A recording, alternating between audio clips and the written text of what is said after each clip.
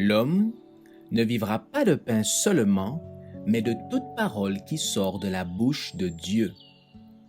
Voici votre moment de méditation quotidienne.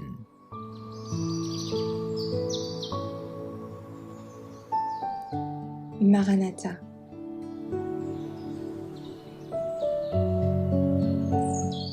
Le 3 décembre. Les impies reconnaissent la justice de Dieu.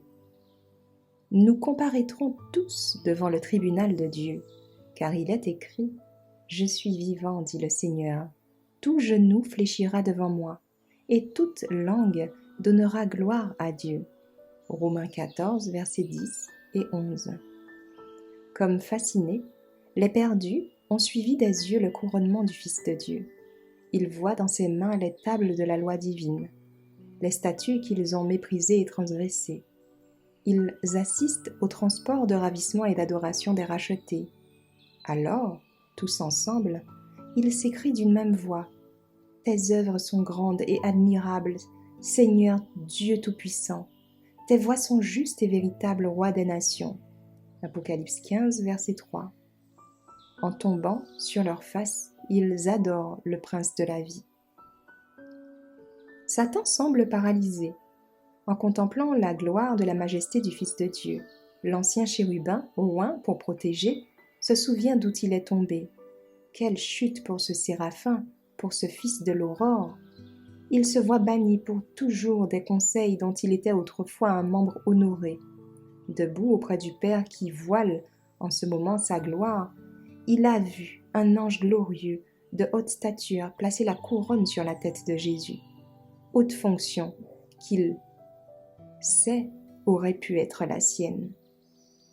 Il se souvient des jours de son innocence et de sa pureté. Le royaume qu'il a fondé, fruit de ses labeurs, n'a été qu'une suite d'échecs et de ruines.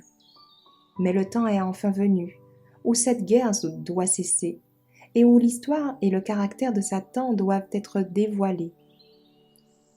La dernière tentative pour détrôner Jésus, détruire son peuple, s'emparer de la cité de Dieu, a entièrement démasqué le grand séducteur.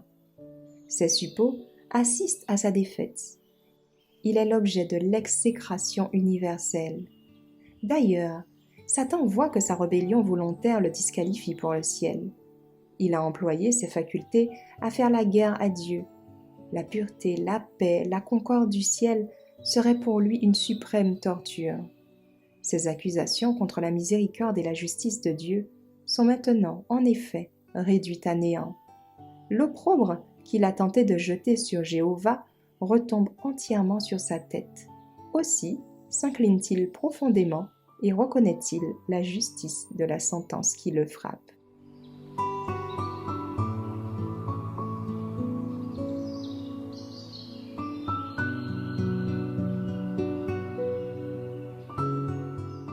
Merci d'avoir écouté cette présentation.